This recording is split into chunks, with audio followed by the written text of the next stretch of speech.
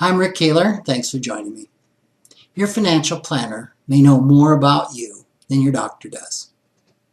Think about it. When significant life events affect your family, like engagements, pregnancies, career successes and setbacks, serious illnesses, the planner is often one of the first people to know. Does that mean you think of your financial planner as part of the family? Well, according to a recent article by Deborah Nason for CNBC, some planners would like you to see them in that light. I was one of the professionals interviewed for the article, and it discussed planners providing emotional support for and building long-term relationships with clients. It also addressed the impact these services have on client retention rates. My firm's client-centered services focus on clients' emotional as well as financial well-being.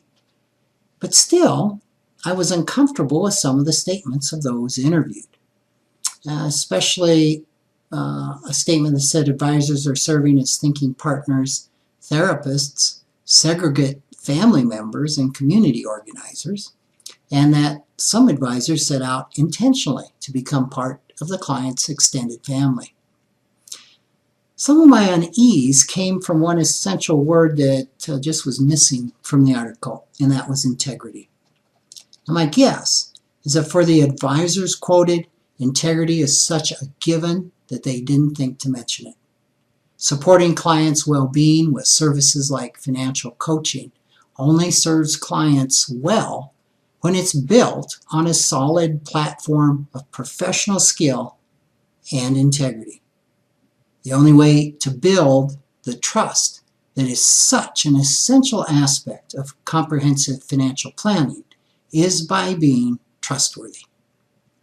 Both clients and planners need to be fully aware, not just at the beginning of their professional relationship, but as they work together over time, of the importance of that essential foundation of integrity and skill. It has to be maintained through transparency and professional safeguards. Otherwise, a family relationship could obscure an advisor's lack of knowledge in a particular area or make it very hard for a client to question advice that might not serve them well.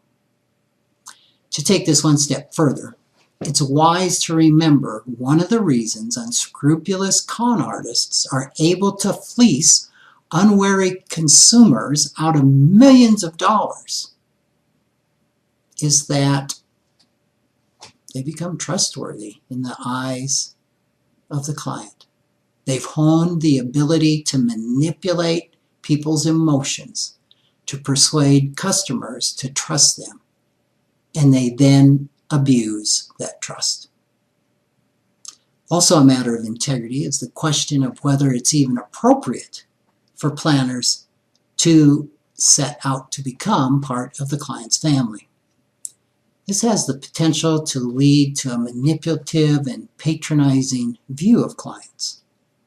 Serving clients' best interests in a fiduciary relationship is the opposite of viewing them as customers to be sold a service.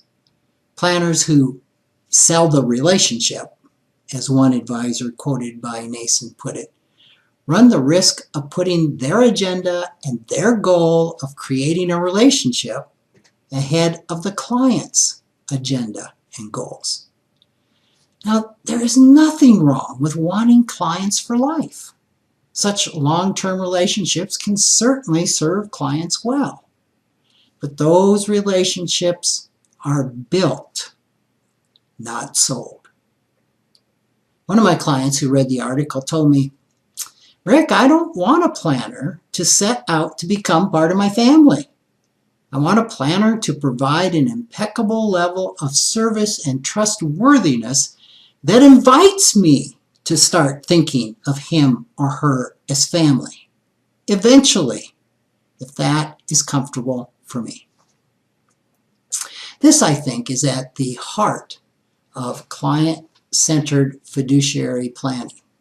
Over time, advisors might become family because of their integrity, advocacy, in chemistry. But such close relationships should always originate with the client. Moving into such a position of trust has to be earned and only comes by invitation. Thanks for listening.